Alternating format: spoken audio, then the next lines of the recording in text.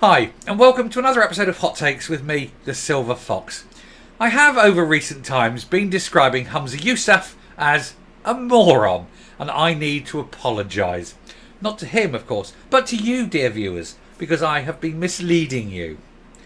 He's made an announcement today that's made me realise that calling him a moron is giving him far more credit than he deserves. I had considered dropping him and downgrading him to imbecile, but then when I thought about what he was attempting to do, I realised even imbecile wouldn't cut it, and I've had to resort to cretin, because what he's suggesting is absolutely cretinous. Now, he wants to do something to try and raise some funds, and by announcing what he's trying to do, it shows that he has absolutely no basic understanding of economics. He obviously doesn't know what a Laffer curve is, and that human nature is not something with which he is completely au fait. We will take a look at it. We're going to take a look at this article. But I feel sorry. I feel so sorry. Imagine a man this stupid somehow finding himself as the First Minister and being allowed to make decisions like this. And nobody's there to stop him. 22% or 22.5% council tax rise. Wow. Here goes. Now, it must be said it's not 22.5% for everyone, but then he's going to draw a line, but you know that over time that line will come down and more people will be captured to it. But anyway, Humza Yousaf's council tax bombshell as he considers a 22.5% rise for thousands of Scots. The First Minister's government is consulting with councils on potentially hiking up council tax by almost a quarter as he continues to preside over a high-tax Scotland, while also cutting services like swimming pools, which are paid for out of council tax. He's closing down all the facilities. He's charging more tax on income tax, on council tax. He's got higher alcohol tax with the minimum pricing unit and that. Money, taxing, and cutting services. Why? Where's the money going? What's he doing with it? Your council tax is massive anyway. But what are you getting? You've got the worst education, the worst NHS, the worst transport, the worst social care. Everything is the worst. And you're taxed the most. Demand your money back. It is unbelievable. Local authorities across Scotland could hike up council tax by 22.5% for the wealthiest of the Scots as part of a desperate bid, and he is desperate, to boost town hall finances. And the potential scandal has been described as Humza Yousaf's Liz Truss moment. Here's the thing. Does he not understand that when you put up council tax by that amount, Scotland's wealthiest, they employ the very best accountants. They will have that salted away. They'll be boom, boom, boom, boom, boom. They'll change this, they'll change that. They'll split properties into parts. They'll do this, that and the other. They'll have their money away. Where you were getting that much money out of them, they'll have oversalted it, bang, bang, bang, and that will drop. You ain't getting anywhere near. They will not. You'll not only not get what you think you're going to gain, you'll lose what you've currently got, and you'll lose big time. But that's what happens when you let a cretin make decisions. Chronic underfunding by the SNP government has been blamed for the proposals, which would see rises in over 1 in 4 properties across the country. The Scottish Government and council chiefs are discussing this brutal plan. It's going to affect everyone except perhaps the very, very poorest, whose council tax is paid for out of the public purse anyway. It is the latest eye-watering tax being bandied around by Mr Yousaf's administration as they seek ways to combat a potential £1 billion budget black hole. That's the current £1 billion. Once all those companies start suing them because of the DRS cock-up, there's going to be likely another £1 billion that they've got to find. This is the SNP government for you.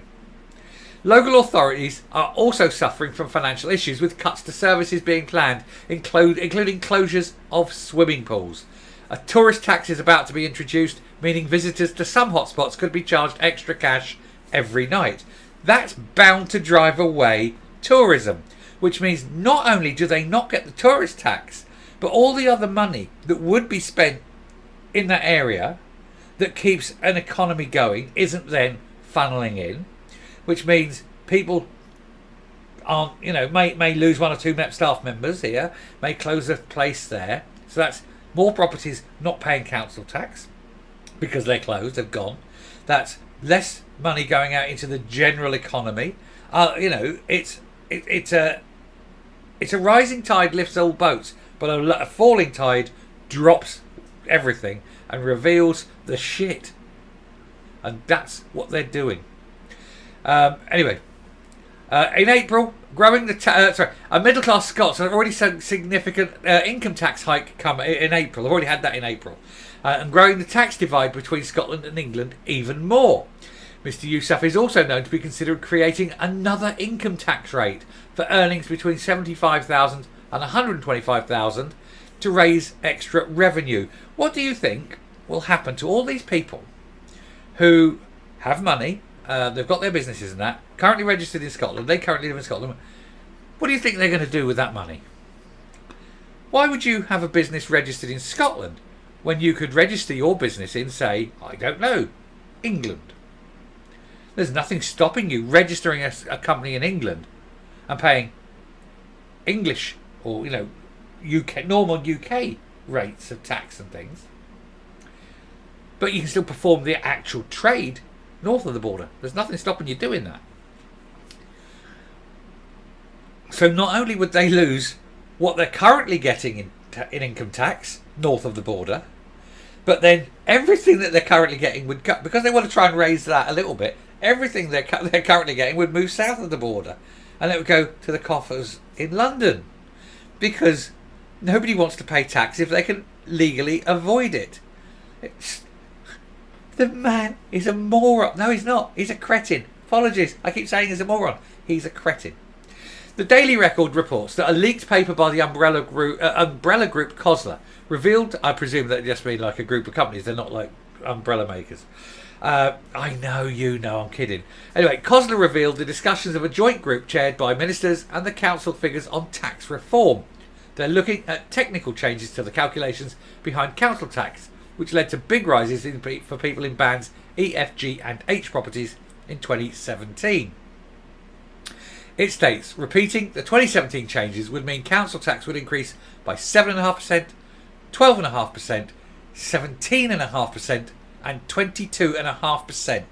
So it means basically everyone, except people in the smallest houses, would face massive council tax raises, because even 12.5% is above inflation rise.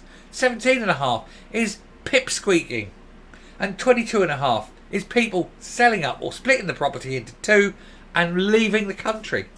Why would you drive out people with money? You need their money, you cretinous, stupid man. Anyway, in 2021, there were nearly 350,000 dwellings in Band E, 207,000 in F, 133 in G, and nearly 14,000 in H, meaning thousands of Scots. Well, 500,000, 55, 562, 72, 75, 76, 7, 7,750,000, over 750,000 people will be paying a hugely increased rate. 750,000 people out of a population of 5 million. And they're the ones with the money. They're the ones who can get up and move south and take it with them. Who's educating this man? What school did he bunk off of? Because I don't believe he ever went to one. Anyway, he said changing multipliers is a quick means to shift the burden of council tax towards those who can afford to pay their fair share.